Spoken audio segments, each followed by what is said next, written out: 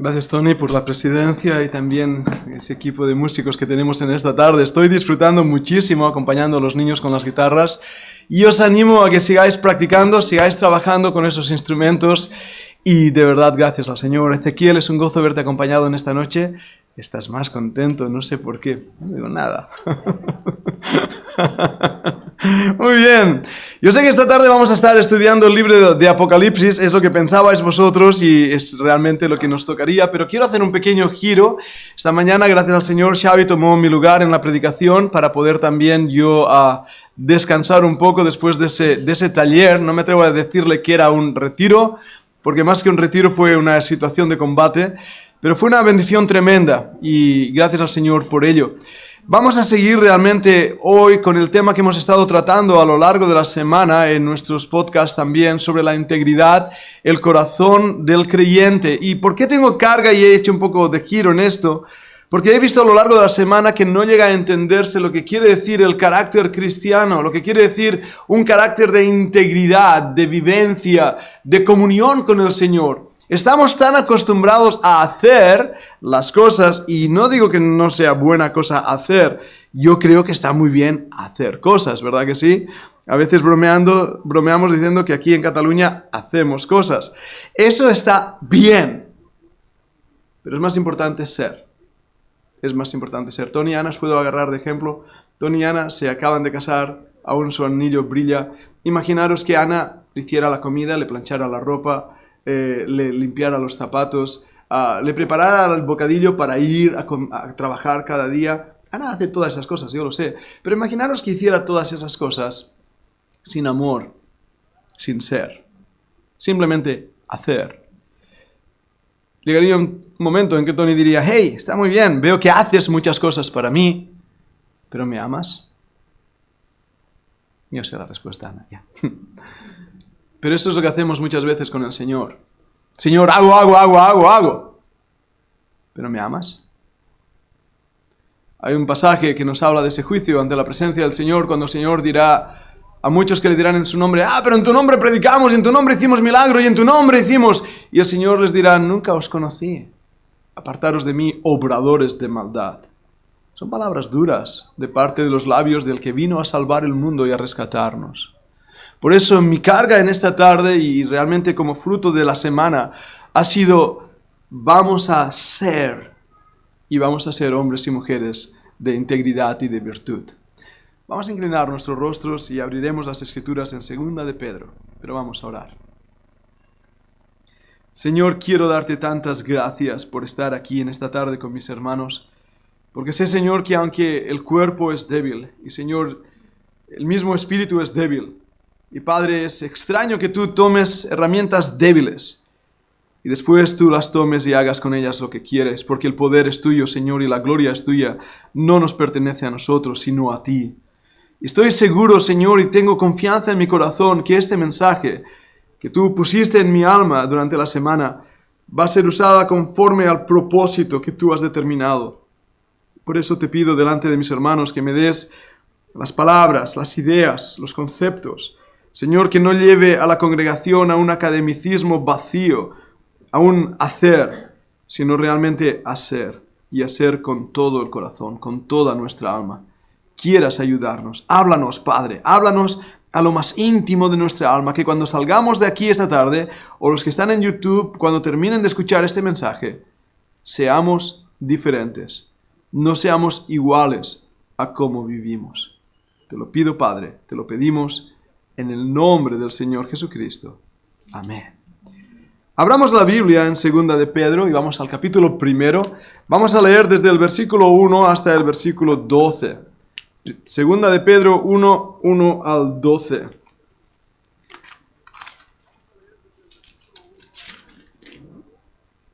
Segunda de Pedro, capítulo 1, dice así: Simón Pedro, siervo y apóstol de Jesucristo, a los que habéis alcanzado por la justicia de nuestro Dios y Salvador Jesucristo, una fe igualmente preciosa que la nuestra.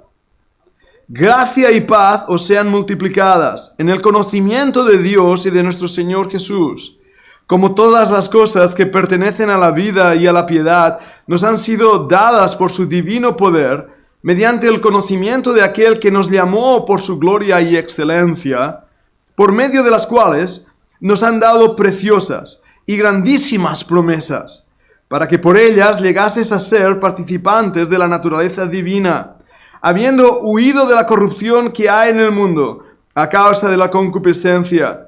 Vosotros también, poniendo toda diligencia por esto mismo, añadid a vuestra fe virtud, a la virtud conocimiento, al conocimiento dominio propio, al dominio propio paciencia, a la paciencia piedad, a la piedad afecto fraternal, al afecto fraternal amor. Porque si estas cosas están en vosotros y abundan, no os dejarán estar ociosos ni sin fruto en cuanto al conocimiento de nuestro Señor Jesucristo. Pero el que no tiene estas cosas, tiene la vista muy corta, es ciego, habiendo olvidado la purificación de sus antiguos pecados. Por lo cual, hermanos, tanto más, procurad hacer firme vuestra vocación y elección, porque haciendo estas cosas no caeréis jamás. Porque de esta manera os será otorgada amplia y generosa entrada en el reino eterno de nuestro Señor y Salvador Jesucristo. El Señor bendiga su palabra en nuestros corazones en esta tarde. ¿Dónde empieza la vida cristiana? No hay duda alguna, y sin embargo algunos no lo acaban de entender, que la vida cristiana empieza en el momento en que conocemos al Señor Jesucristo como Salvador personal. Es ahí donde empieza la vida cristiana, el día en que nos arrodillamos ante Él, confesamos que somos pecadores, creemos que Él es el Hijo de Dios, que Él murió en la cruz del Calvario para con su sangre limpiarnos de todos nuestros pecados, hacernos sus hijos, darnos el privilegio, la bendición tremenda de ser limpios ante los ojos de Dios. A ese evento los teólogos le llamamos la justificación por gracia. Es una palabra que seguramente os suena. La Biblia dice, justificados pues por la fe, tenemos paz para con Dios. Ahora tenemos que entender bien esto de la justificación, porque la misma palabra implica que somos declarados justos. Es decir, Dios, que es el juez, nos ve. Ve ahí a Manuel diciendo, este Manuel es merecedor de un castigo eterno. Y voy a levantar mi mazo de juez justo y voy a golpear la sentencia y voy a decir, este hombre merece el infierno. Igual que Manuel, yo también y todos nosotros. Sin embargo, en ese momento de juicio, el Hijo de Dios, el Señor Jesucristo, está al lado del Padre y dice, un momento, Padre, yo morí en la cruz por Él. Él ha creído en mí. Por eso, aunque Él era culpable, yo pagué su deuda y yo lo declaro justo. Eso es el tipo de idea que debe venir a nuestra mente al entender esa justificación por gracia, un regalo que Dios te ofrece. Ahora bien, amados míos, no quiere decir que seamos justos. ¿Verdad que no? ¿Verdad que hoy hemos caído en el pecado?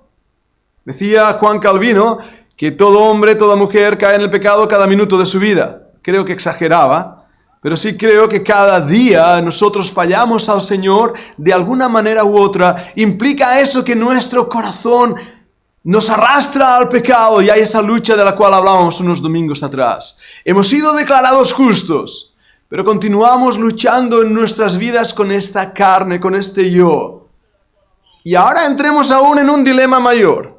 Algunos de nosotros que habéis conocido al Señor tal vez a una edad adulta, donde vuestra vida y vuestro carácter ya ha sido forjado y tratado, es difícil cambiar viejos hábitos, ¿verdad que sí? Es muy difícil ese temperamento que nos sale de en medio. Decían los griegos que habían 4 temperamentos básicos, el colérico, el sanguíneo, el flemático, el melancólico, y se combinaban entre sí. Y esa experiencia del carácter, que aún los psicólogos se preguntan, ¿y cómo aparece el carácter? Bueno, en parte por la genética de los padres, en parte por las circunstancias, en parte por cómo uno responde a esas circunstancias, y vamos formando un carácter. ¿Y cuántas veces, hermanos, ese carácter da pena? ¿Verdad que sí? Y hemos sido justificados. Hemos sido limpios de nuestros pecados en la sangre del Cordero. Y sin embargo, seguimos luchando con un carácter de resentimiento, de amargura, de malos hábitos, de pecado, tal vez incluso de frustración, de rabia, y todo eso está ahí. Y tenemos ahora una lucha grande. Pedro, el apóstol, conoce bien esto. En la Biblia lo vemos varias veces luchando con él mismo. Me encanta Pedro. Era uno de esos apóstoles que hablaba sin pensar lo que decía. Y sin embargo fue el único que fue capaz de andar sobre las aguas y agarrar la mano de su Salvador cuando se hundía. Ese es el carácter típico que vemos aquí en Pedro, cuando en el pasaje que hemos leído nos muestra el desarrollo de la fe práctica en la vida del creyente. Y ahí empieza cuando conocemos a Cristo como Salvador personal, es donde la fe se inicia en nuestras vidas. Y debo definir bien fe, porque la fe no es un salto al vacío, no es simplemente intentar tener un encuentro con Dios en un momento. La fe es una confianza, es una creencia, es una seguridad en Cristo. La fe, por lo tanto, es Cristo. Y debemos entender esto. Debemos darnos cuenta que esa fe es ese momento cuando mi confianza está puesta en el Señor como Salvador personal. Y empiezo a caminar con Él. Empiezo a disfrutar de Él. Empiezo realmente a desarrollar una vida cristiana siendo Cristo quien la dirige. Y Pedro nos va a dar en los primeros versículos, en el versículo 1 y 2, cómo la fe es una persona. La fe es una persona. Y esa persona es el Señor Jesucristo. De hecho, aquí me encanta cómo lo dice el versículo 1. Por la justicia de nuestro Dios y Salvador Jesucristo. Bien, para los que os gusta el griego os diré que ahí se aplica una regla, la regla Sharp, que implica que Dios y Salvador se están refiriendo al mismo sujeto que es Jesucristo. Por lo tanto, queda probado que Jesucristo es Dios y Él es nuestro Salvador. Pero la fe, hermanos, es una confianza en esa persona. Si tú no tienes a esa persona, no tienes la fe. A lo mejor tienes fe, humanamente hablando, buena esperanza y buena voluntad o buen deseo, pero no tienes la fe que salva, la fe que redime, la fe que transforma, la fe que te da victoria. Y ese es Jesucristo. Es interesante porque en esa fe, en la persona del Señor Jesucristo, vamos a recibir varias cosas. El versículo 2 nos lo dice. Gracia y paz os sean multiplicadas. Y qué hermoso es esta gran verdad que el Señor nos da. Los dos grandes anhelos del hombre. Gracia. La palabra charis en griego quiere decir el regalo, el don inmerecido. ¿Cuántas veces lo hemos escuchado? Pero qué pocas veces pensamos lo que eso implica. Dios no nos da lo que merecemos. Recordad mi ejemplo del juicio. Merecíamos la muerte y Dios no nos la da, nos da la vida. Merecíamos el castigo y Dios no nos lo da porque se lo dio a su Hijo en la cruz del Calvario. Merecíamos estar separados de Dios para siempre y Dios se ha acercado a nosotros. Gracia, gracia, gracia. Y dice la Biblia que cuando abundó el pecado, sobreabundó la gracia. ¿Veis qué hermosa verdad llega a nuestras vidas? Pero el siguiente resultado de esa fe en el Señor Jesucristo va a ser paz. Paz. La Biblia es clara, no hay paz para el impío. Pero para aquellos que hemos creído en el Señor Jesucristo, una de las características de la vida cristiana, de la comunión con el Señor, es paz. La paz os dejo, yo os la doy, no como el mundo la da, aquí yo os la doy. El Señor Jesucristo vino a darnos paz. Y sin embargo, hay creyentes que continúan luchando en su alma con verdaderas tormentas interiores porque no tienen paz. Tal vez sea porque no tienen un conocimiento genuino, seguro, con el Señor Jesucristo. Nos están diciendo los médicos, los psicólogos, que pronto este año vamos a tener una pandemia.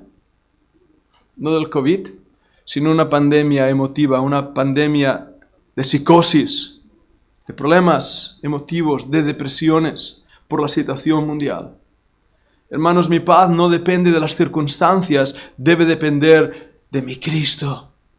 Y si yo tengo esa comunión con el Señor, no importa las circunstancias, yo voy a tener una fe que descansa en sus promesas y en el poder de Dios.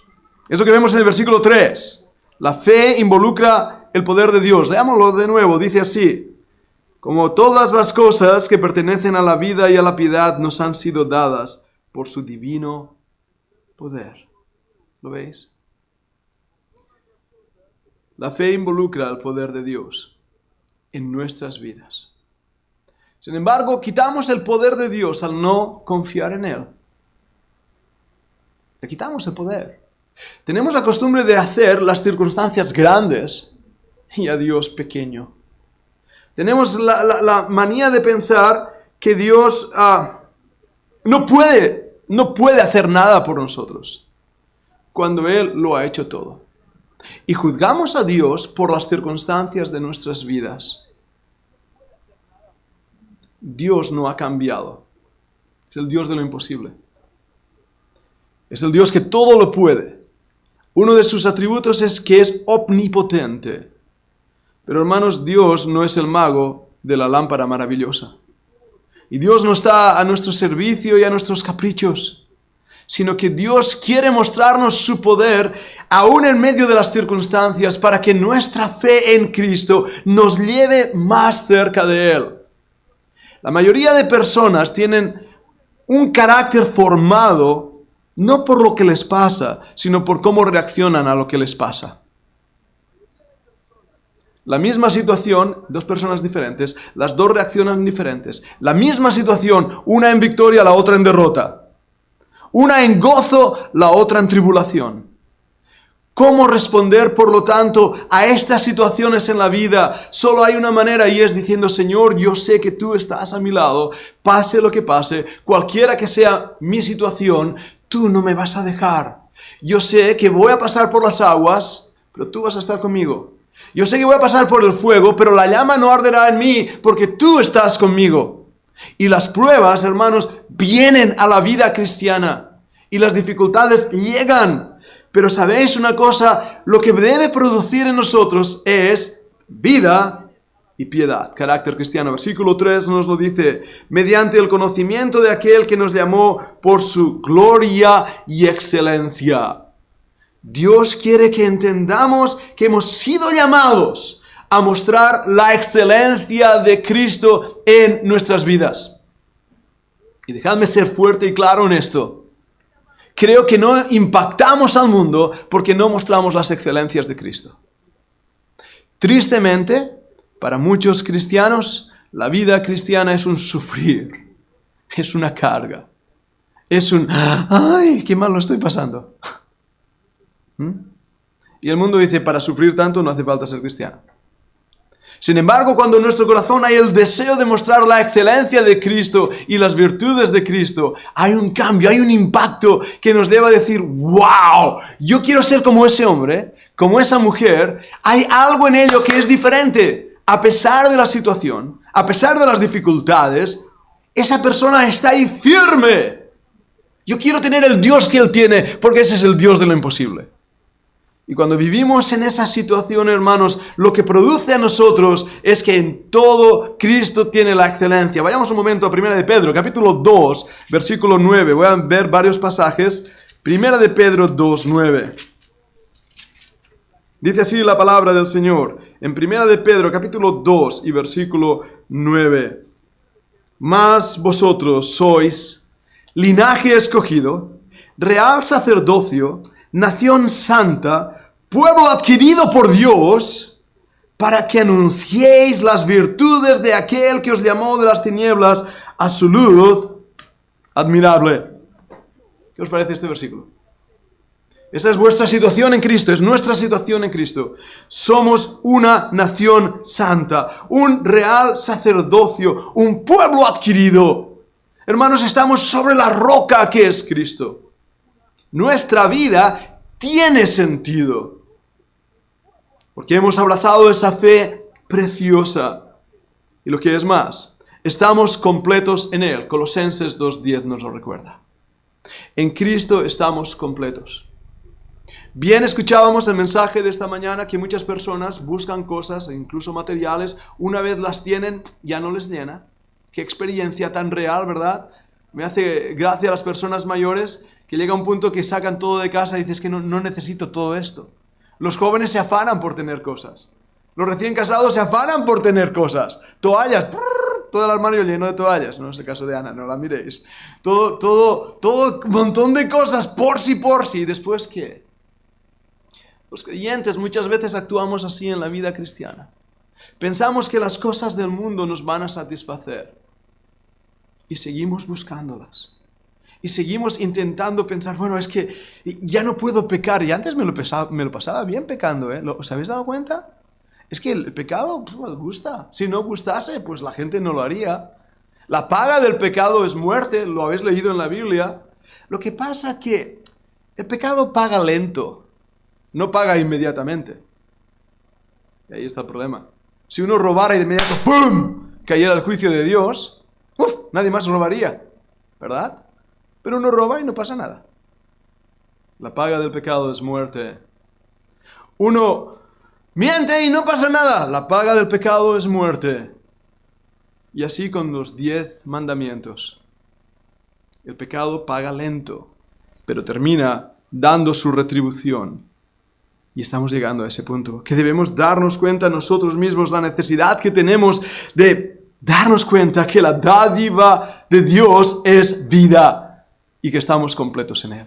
Y dejar de buscar en el mundo y en los placeres de la carne y en los deseos de este siglo aquello que nos llena. Y si pudiera, hermanos, poner fuego en vuestro corazón para deciros que el Señor puede venir hoy. Puede venir hoy. ¿Y cómo se encontrará? ¿Cómo nos encontrará? ¿Cómo está mi comunión con Él, mi relación con Él, mi anhelo con Él? Pero no pensamos que Él venga hoy, ¿verdad que no? Porque si pensáramos que Él venía hoy, muchas de nuestras vidas, de nuestros pensamientos cambiaría. Para Pedro, se daba cuenta que esa fe involucraba las promesas de Dios.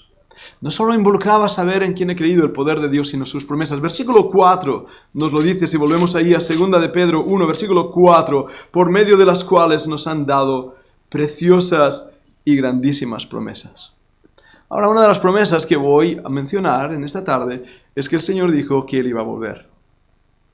¿Lo crees? ¿Lo crees? Voy a volver a preguntarlo por si alguien no lo ha escuchado. ¿Lo crees? ¿Estás esperando su venida ardientemente en comunión con Él?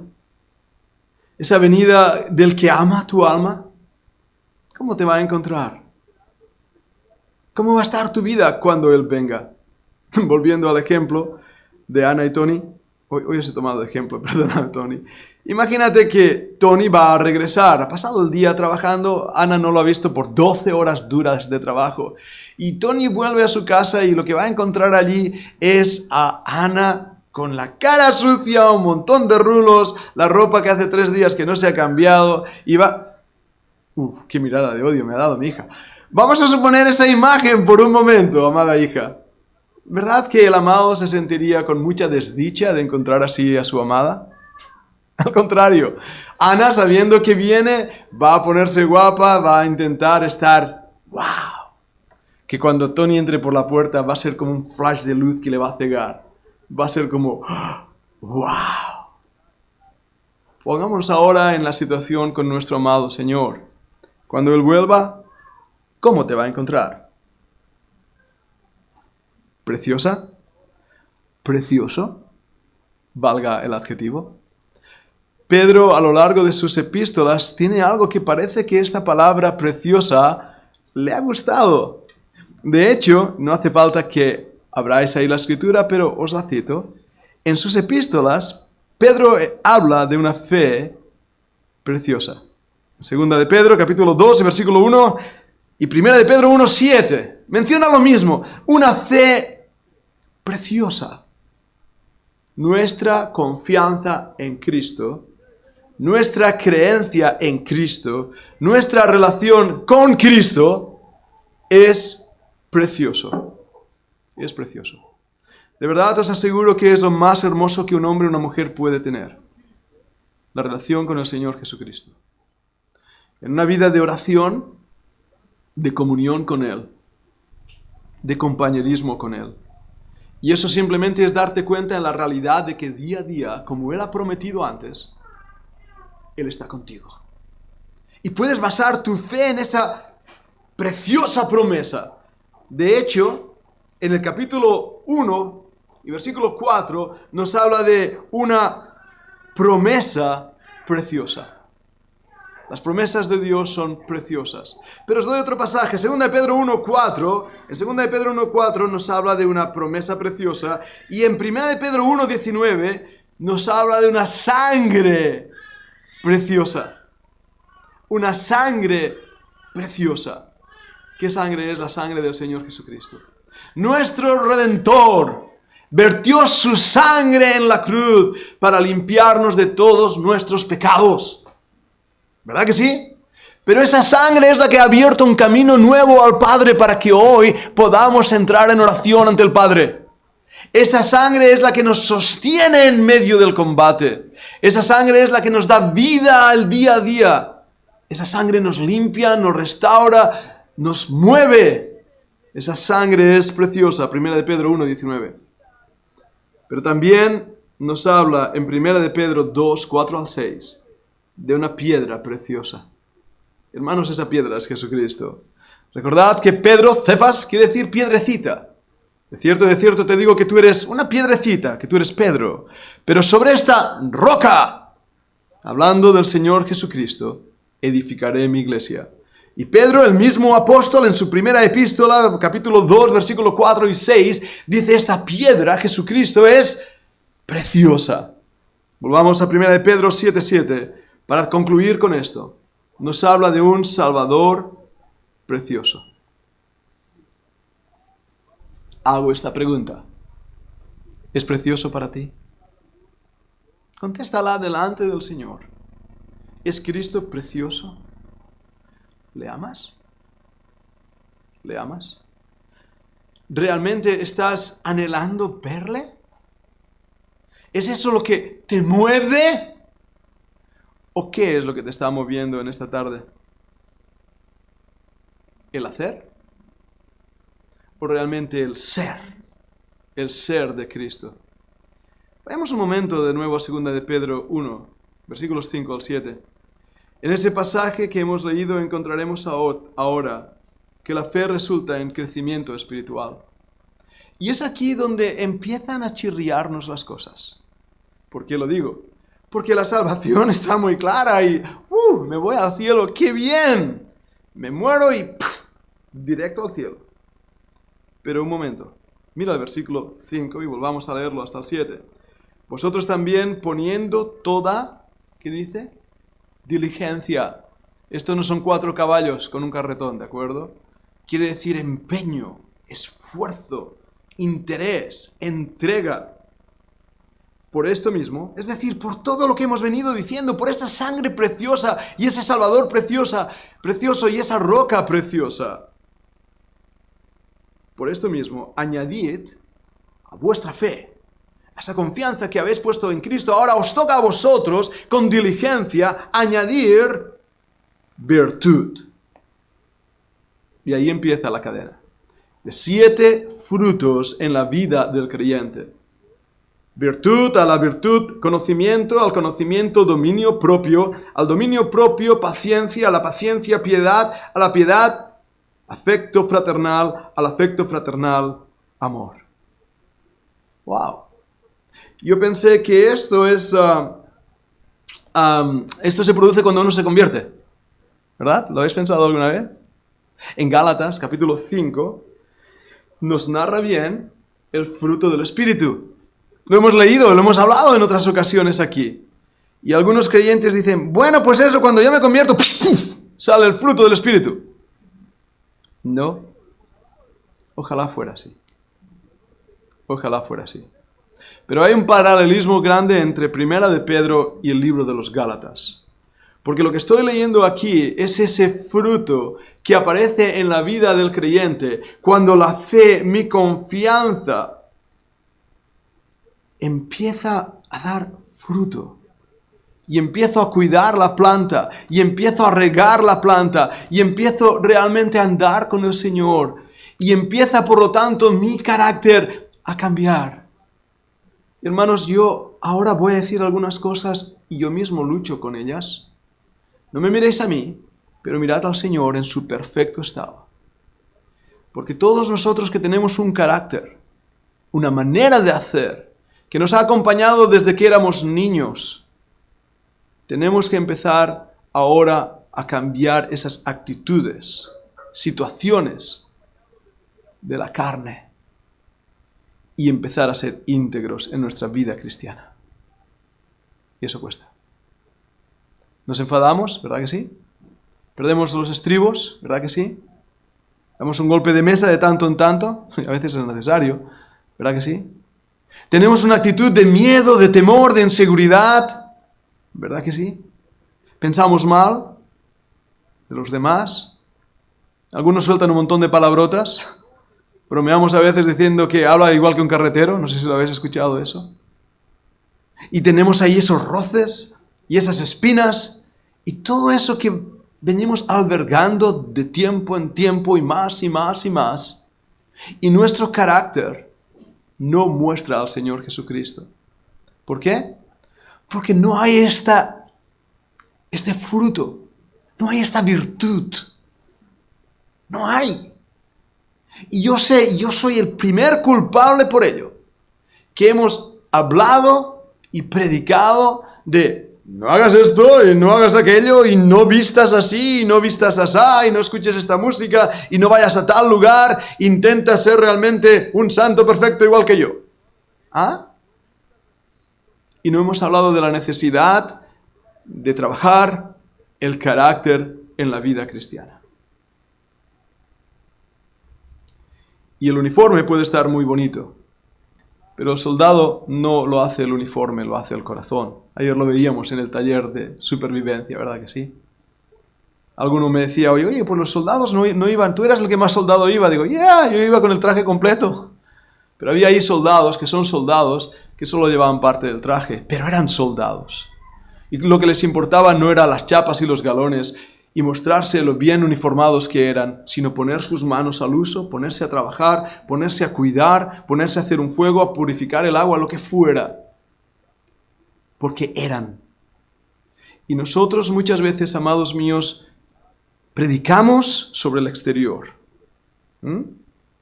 ¿Y cuál es el resultado? Que creamos congregaciones y cristianos que tienen un corazón podrido, pero un exterior perfecto. ¿Estoy siendo duro? Y tenemos que empezar a decir, Señor, ayúdame en mi vida cristiana a que mi carácter, Padre, muestre a Cristo. Si hay algo en mi vida que está siendo un estorbo para que otros vean a Cristo en mí, cámbialo. Pedro, ¿qué te pasa? ¿Tienes algún problema o qué? ¿Habéis actuado así? Una actitud prepotente, orgullosa, son pecados de la carne. Mentir, son pecados de la carne. Y es ahí, hermanos, donde tenemos que llevar al Señor nuestras vidas y decir, Señor, ayúdame, transfórmame. Yo sé lo que soy sin ti, sé que soy un desastre, pero ayúdame a ser como tú deseas, que mi carácter muestre a Cristo, porque está basada en la fe, en mi confianza en Él. Virtud, la palabra quiere decir excelencia, para que en todo Cristo tenga la excelencia. Hemos hablado ya en el primer versículo. ¿Somos excelentes con todo lo que hacemos? A veces sí, ¿verdad? Pero ¿somos excelentes en lo que somos? ¿En nuestro carácter? ¿En no mentir? ¿En ser genuinos? No tengamos miedo de decir la verdad. ¿Somos excelentes en nuestro trato a los demás? ¿En nuestro servicio? ¿En nuestra entrega? ¿Somos excelentes? Segunda rama es el conocimiento. La palabra ahí conocimiento es epiginosko. Ginosko quiere decir conocimiento. Epiginosko quiere decir un conocimiento pleno. Vale, esto no es automático, amados míos. El conocimiento de Dios no es un conocimiento gnosco de la mente, sino es un conocimiento de mi comunión, epignosco. De hecho, es el fruto del Espíritu Santo. Y vayamos un momento, si permitidme, a Juan 7:17. Juan, precioso evangelio, hemos estado aprendiendo tanto de este evangelio, pero en Juan 7 y versículo 17, dice, el que quiera hacer la voluntad de Dios, conocerá. Ahí está epignosco. Si la doctrina es de Dios, o si hablo por mi propia cuenta. El que habla por su propia cuenta, su propia gloria busca, pero el que busca la gloria del que le envió, este es verdadero, y no hay en él injusticia. Gnosco, epignosco. Una cosa es conocer la Biblia, la otra es conocer al escritor de la Biblia. ¿Me habéis escuchado hablar de ese ejemplo de un concurso que se hizo de poesía y retórica? Y el ganador recitó el Salmo 23. Cuando terminó de recitar el Salmo 23, todas las personas aplaudieron y dijeron, ¡wow! ¡Bravo! ¡Bravo! ¡Bravo! ¡Qué retórica! ¡Qué exposición! ¡Qué proyección de la voz! Al lado de la tarima había un ancianito y este hombre que ganó el concurso dijo, está bien, yo he mencionado el Salmo 23, pero aquí hay un pastor que ha sido por muchos años pastor y le voy a decir que él, por favor, suba al estrado y recite el Salmo 23. El hombre, apenas aguantando, subió al estrado y empezó a decir el Salmo 23. Al terminar, nadie aplaudió. Nadie dijo, ¡bravo! La historia nos dice que la gente estaba con lágrimas en los ojos y algunos se habían arrodillado ahí mismo. El gran vencedor de la retórica se acercó a la tarima y dijo, yo conocía el Salmo del pastor, pero este hombre conocía al pastor. ¿Veis la diferencia? Ese es el conocimiento que quiero que todos tengamos. Una cosa es conocer el Salmo del pastor, conocer la Biblia, tenerla aquí en la mente y decir versículos de memoria si hace falta, y no digo que sea malo memorizarlos. Pero otra cosa es ser conocido por Dios. Daniel dice de él que era muy amado. Me pregunto si yo soy muy amado ante el trono de Dios. Lo deseo con mi alma. Y eso me lleva a una realidad en este fruto de la vida cristiana. Y es que mi vida realmente muestre a Jesucristo. La siguiente línea de fruto es autocontrol. Autocontrol. La palabra autocontrol no aparece con estas mismas palabras, sería la traducción del original griego. En Proverbios capítulo 16, 32 nos habla del que conquista su corazón es mejor que el que conquista una ciudad. Autocontrol. ¿Tienes autocontrol? ¿O eres de gatillo fácil? Como decimos en el ejército. Se mueve algo, ya estás disparando todo tu cargador. 20 balas. Gatillo fácil. En vez de tener un autocontrol, airaos y no pequéis. No se ponga el sol sobre vuestro enojo. Autocontrol. Pero hay más. La siguiente palabra es paciencia. Ahí nos pincha a todos, ¿verdad que sí? Vayamos a Santiago, capítulo 1 y versículo 2 al 8. En Santiago 1. Capítulo 1, versículo 2, Santiago 1, 2. Hermanos míos, tened por sumo gozo cuando os halléis en diversas pruebas, sabiendo que la prueba de vuestra fe produce paciencia. Mas tenga la paciencia su obra completa para que seáis perfectos y cabales, sin que os falte cosa alguna. Y si alguno de vosotros tiene falta de sabiduría, pídala a Dios, el cual da a todos abundantemente y sin reproche y le será dada. Pero pida con fe, no dudando nada, porque el que duda es semejante a la onda del mar que es arrastrada por el viento y echada de una parte a otra. No piense pues quien tal haga que recibirá cosa alguna del Señor. El hombre de doble ánimo es inconstante en todos sus caminos. ¡Uf! ¡Qué palabras! Pero es lo que el Señor nos está diciendo, seamos pacientes, no seamos inconstantes, movidos por cualquier viento de doctrina. por cualquier novedad teológica, por cualquier nuevo show. Tengamos las cosas claras en nuestras vidas, y eso es a través de paciencia. La palabra paciencia en griego es la palabra upomanei. Upomanei quiere decir permanecer debajo. ¿Y debajo de qué? Miremos el contexto del tribulum. ¿Cuántas palabras difíciles estoy diciendo, verdad? El tribulum, hermanos, era una plancha de madera con un montón de clavos. Se utilizaba para desmenuzar los guijarros de barro. Los que venís de campo, capaz que lo habréis visto, cuando una yunta de bueyes arrastraba esa madera y el hortelano se ponía encima, el payés, que diríamos aquí, encima del tribulum, iba chafando los terrenos para hacerlo más fructífero, mejor tierra. Ahí viene la palabra upomanei. Permanece debajo. ¿Hay dificultades? Sí, las hay. ¿Hay pruebas? Sí, las hay. Estás debajo del tribulum, de la tribulación que Dios está haciendo en tu vida para hacer de ti un mejor cristiano, para sacar esas piedras duras de nuestro corazón y darnos el siguiente fruto, que es la piedad. La palabra inglesa es godliness, y godliness viene de godlikeness, que quiere decir semejante a Dios, semejante a lo divino. Dios quiere replicar su imagen en ti. La siguiente palabra es amor fraternal, phileo.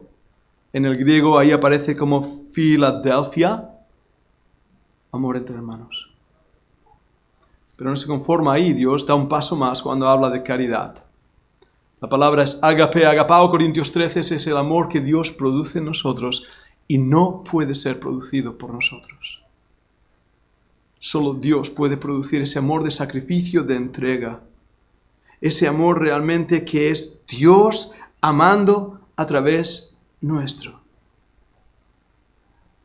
Os quiero hacer una pregunta y me la hago a mí mismo.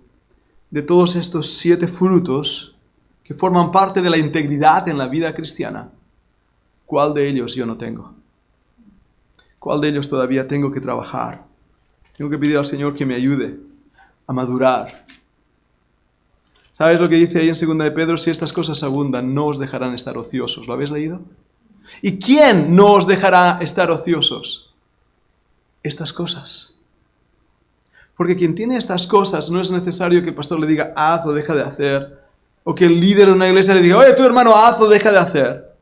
Cuando tú eres estas cosas, nacerá de tu corazón un deseo ardiente de vivir para la gloria de Dios allí donde estés. Incluso, y más en este tiempo de pandemia, a lo mejor hermanos que no están aquí, en este local, están viviendo para la gloria de Dios porque tienen estos frutos en sus vidas. Y están dando fruto y fruto en abundancia. Yo lo anhelo. Pero debo terminar ya el mensaje con este último punto. El crecimiento espiritual trae resultados prácticos. Trae cosas prácticas. Segunda de Pedro, capítulo 1, perdóname. Segunda de Pedro, capítulo 1, versículo 8. Porque estas cosas están en vosotros y abundan. No os dejarán estar ociosos ni sin fruto. ¿Lo veis una vez más? El fruto. En cuanto al conocimiento, epiginosco, una comunión cercana con el Señor Jesucristo. ¿De acuerdo? Pero mira ahora la advertencia. Pero el que no tiene estas cosas tiene la vista muy corta. No ve. Tiene la vista muy corta. Es ciego, nos va a decir las Escrituras. Y esa ceguera, esa falta interesante de visión, es lo que muchos creyentes no ven. Por lo cual, hermanos, tanto más procurad hacer firme vuestra vocación y elección. ¿Qué advertencia? Si estas cosas abundan en tu vida, habrá fruto, habrá visión y por último, seguridad. Habrá fruto, versículo 8. Si hay esto en tu vida, va a haber fruto. No importa las circunstancias a tu alrededor. Tu vida será una vida abundante. Una vida donde podrán los demás ver, wow, ese hombre, esa mujer, es como Cristo. Hay algo en él, algo en ella que muestra al Señor. Tiene control de su carácter. Es un hombre virtuoso. Sabe realmente ser paciente. Es piadoso. Tiene un amor genuino. ¿Por qué? Porque el Espíritu Santo está dando fruto en tu vida. Pero tú estás trabajando estas cosas, porque también es tu responsabilidad. Hay visión, porque tus ojos estarán puestos en el Señor, no en las circunstancias, no en las cosas del mundo, no en el pecado, sino en aquel que te salvó y con su sangre te limpió. Y por último, hay seguridad. Hermanos, qué seguridad tan extraordinaria tenemos hoy, ¿verdad que sí? Si muero, sé dónde voy. Sé cuál es mi destino. No me vayáis a traer flores al cementerio, no estaré allí. Estaré ante la presencia del Señor. Pero a la vez tengo una mayor seguridad ahora más que nunca. La seguridad de saber que mi Señor viene por mí y por su iglesia. Pronto, muy pronto. Y esa seguridad me hace andar sabiendo que a pesar de las dificultades, Él cumple sus promesas. Él es poderoso. Mi fe descansa en buen lugar. Yo sé que Él no me va a dejar. Por lo tanto, debo ya concluir con este pensamiento para cada uno de nosotros. ¿Cómo está tu andar con Cristo hoy? ¿Estás firme en la fe? ¿O estás fluctuando en tu fe? ¿Estás creciendo en tu diario andar con el Señor y en tu comunión? ¿Estás siendo o estás haciendo? ¿Eres íntegro?